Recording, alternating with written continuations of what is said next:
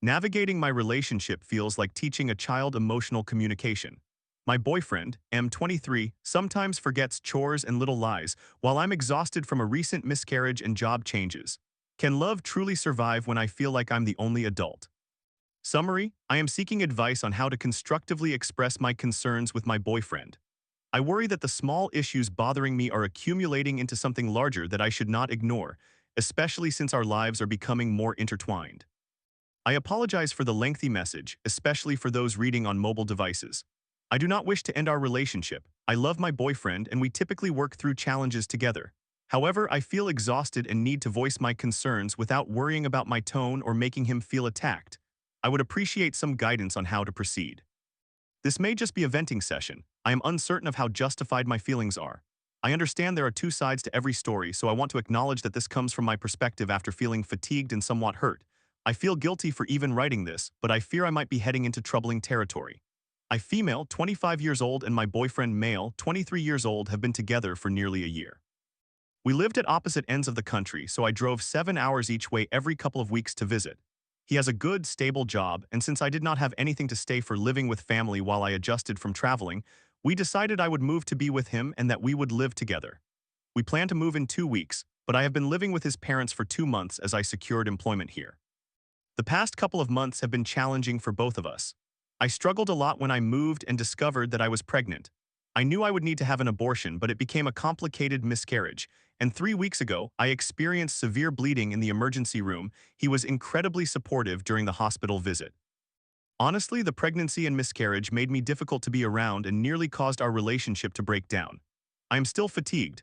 I lost a significant amount of blood and took a week off work without pay. I did not have many savings. My car broke down last week due to wear and tear, and fixing it will be expensive, resulting in considerable stress along with the trauma I experienced. I do not have many friends here and haven't had the energy or time to make new ones because I rushed to accept a less than ideal job to relocate. I did not have friends in my previous location either, as it was only a temporary stop, but I remained in the country when my relationship began.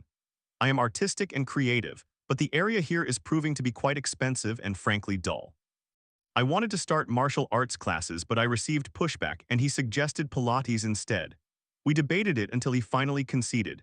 He becomes upset that I am not more involved, but I have been so tired and have made significant efforts to engage with his family, his social circle, and work.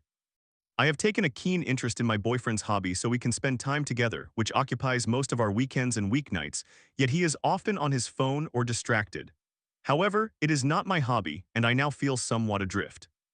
I love to travel but agreed to settle here for a couple of years while we save to work together elsewhere. I was initially nervous about this, but he assured me we would eventually travel. If we were not together, I would probably be off pursuing that option.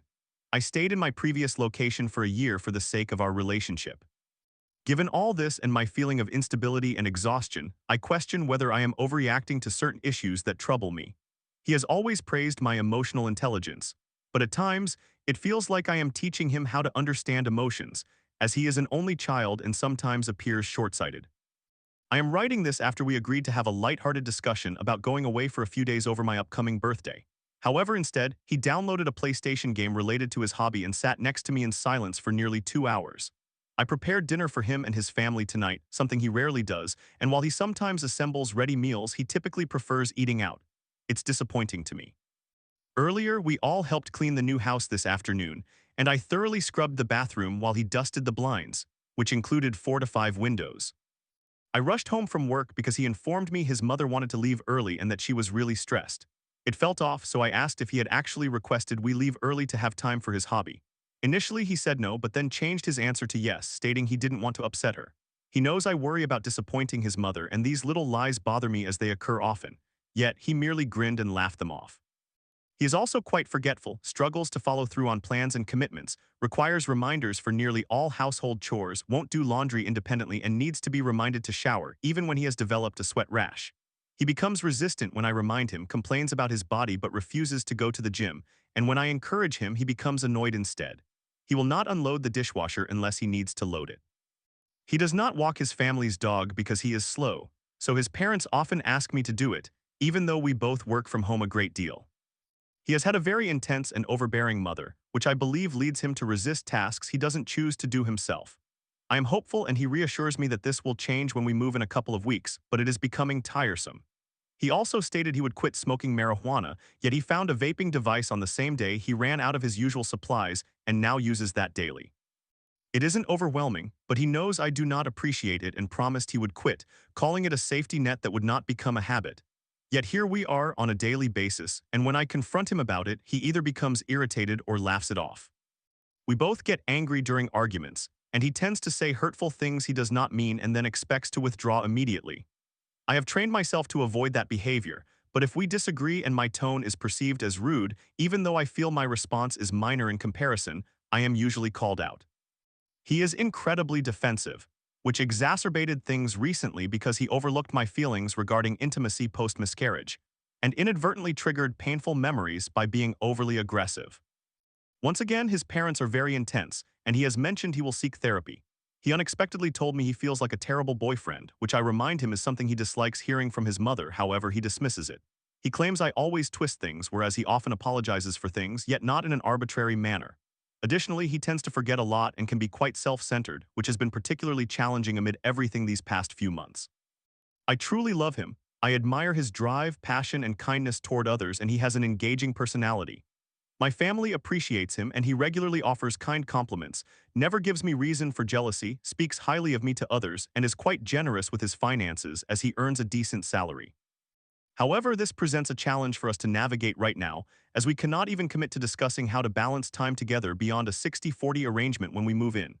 Recently, we visited our new house to take measurements, during which I found him sitting on the sofa, absorbed in his phone, and had to prompt him for assistance. If I do not actively initiate a conversation about something, it typically does not occur, and this applies to various topics. He frequently brings up his intention to propose this year and assures me that we will never break up because we can work through anything, and we can. Nevertheless, this can become overwhelming, especially since I feel like I am over-explaining everything and he responds with, "Oh, right." It may sound trivial, but today I was stressed with sorting out work, finances, and my car situation. He approached me to inform me that he did not mind going away and aimed to be easygoing so as not to stress me out. However, I would have preferred that he simply offered to assist or make suggestions, as it has now joined my never-ending list of things to bring up, or else they won't happen.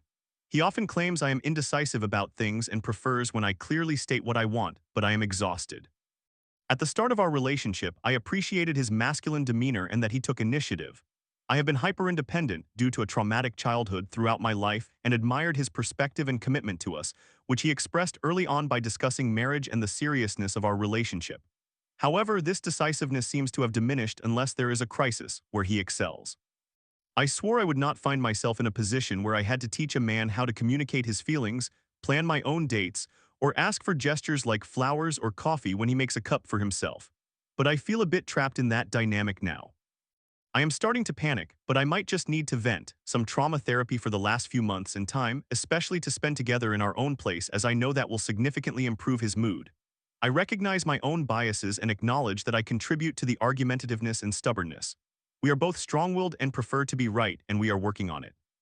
I genuinely believe that when we both put in the effort, we can overcome anything, but right now, I feel overwhelmed. I would greatly appreciate any advice on how to raise these concerns in a constructive manner. He has agreed to the idea of couples therapy in principle, and I want to pursue this, but I do not want him to feel attacked. Story 2. My partner's family tried to turn me into their emotional caregiver while withholding therapy. "You're not her parent," I said, but her mother insisted, "You signed up for this." I loved Beatrice, but their needs were suffocating. How do I say goodbye without more drama? I am a 30-year-old male who has been dating my partner, a 26-year-old non-binary individual, for 7 months, and I am considering ending the relationship. They are very loving, kind, creative, and supportive. However, while both of us are autistic, they have needs and require support that I do not have the capacity to provide on my own, and I have discovered that their family is actively withholding therapy and assistance. They expect me to meet all of their emotional, mental, and social needs. When I decided to end the relationship, their mother immediately accused me of gaslighting and manipulating her child for sex, claiming that I did not fight hard enough despite stating my intentions for marriage throughout the relationship. We met through a dating application called Hickey last year after my birthday. After nearly everyone in my life left, I became withdrawn from my main social life, focusing solely on myself and a few close friends. I stopped going out with others and directed most of my energy toward my job. We started communicating in August, but consistency did not develop until September, and we had our first date in October. We are both autistic but occupy somewhat different positions on the spectrum. I am high functioning, I have a social life, work consistently, and can maintain a fulfilling personal life. My partner, let's refer to them as Beatrice, is mid-high functioning. They graduated from high school but were allowed by their parents to stay at home until age 21, require medication for their mental health, and have not been active outside in over 6 years. They are reclusive, spending most of their time online, which often leads to toxic interactions and bullying. Due to their needs, I felt it necessary to work with their family throughout the relationship. While I had respect for them, their family, which comes from a wealthy background, has serious issues. Every other day, they start the morning with screaming matches about money at 9 a.m. Their youngest child is low-functioning autistic, and they do little to promote empathy or structure. He throws temper tantrums and often gets his demands met. My partner broke their tibia over Christmas. It took their parents nearly 3 weeks to take them to see a doctor for a cast. Throughout the relationship, I have faced constant pressure from their family to move from my home in New York to New Jersey and to quit my job to either work at their company or work directly for them. Although the financial offer has been hard to resist, I enjoy my job and have worked hard to achieve a promotion, which allows flexibility for my personal life. Every time I visit Beatrice, her parents pressure me to obtain a driver's license, stating that it is a requirement for moving into an apartment under their name, as I must always be available to drive them to appointments and wherever they wish to go. Beatrice has not helped the situation either. Due to their lack of a social life, they often rely on me to meet all of their social and sexual needs. I would speak with them every day multiple times. However, they frequently become so lonely that they inundate my phone with messages, sometimes sending up to 30 texts while I am at work with friends or engaged in my hobbies. We have had discussions about this before, and they promise to respect my boundaries, but they revert to their old patterns after a few weeks. Although it can be frustrating at times, it is a symptom of a larger issue. Beatrice lacks a social life and the support necessary to develop one. They have not had a social life since graduating from high school in 2019, have not received therapy in years, and the doctor who treated their tibia mentioned that a contributing factor was low bone density, caused by spending excessive time on computers and phones. My attempts to provide support on my own have proven limited, as I am just one person grappling with my mental health struggles while trying to maintain my personal life. Everything came to a head recently.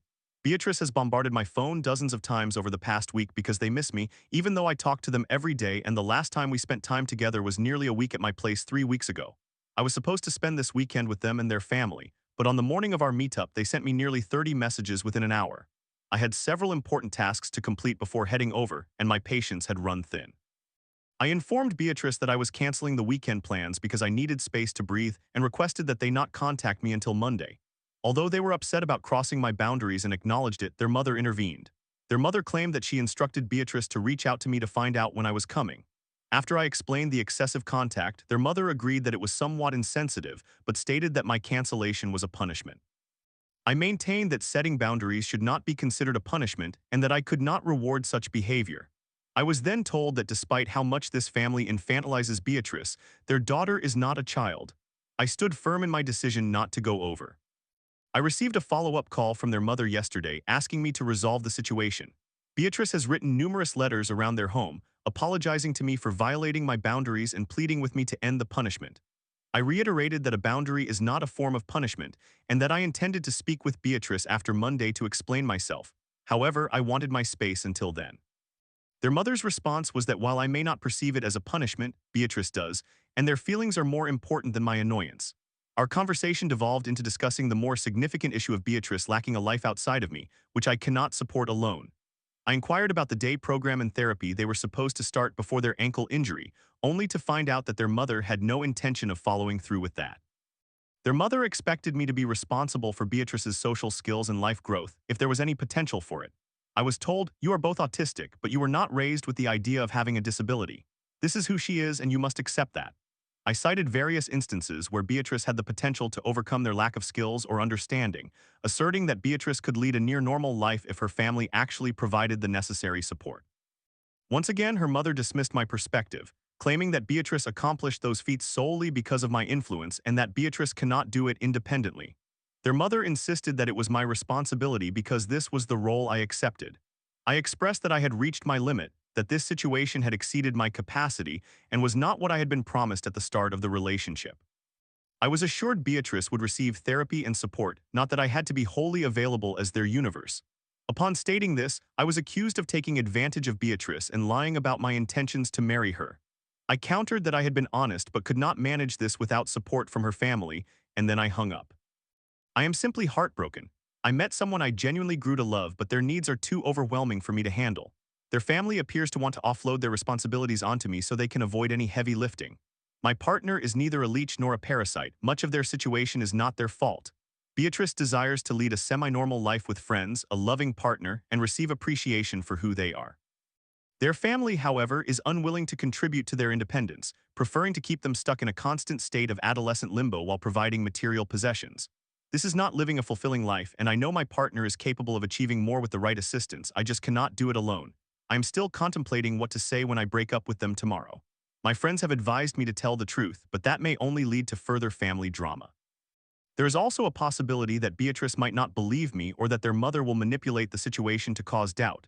I understand I need to say something, but I am unsure how to express it. Honestly, I would prefer to leave a voicemail, but everyone insists that after 7 months, they deserve to know the truth, even if they may not accept it. I am just saddened and disappointed by the situation and Beatrice's family. In summary, I need to end my relationship with my partner because their family is withholding crucial support and resources for their autism and mental health. I do not possess the means to provide that support alone, and it surpasses my capabilities. How do I navigate this situation?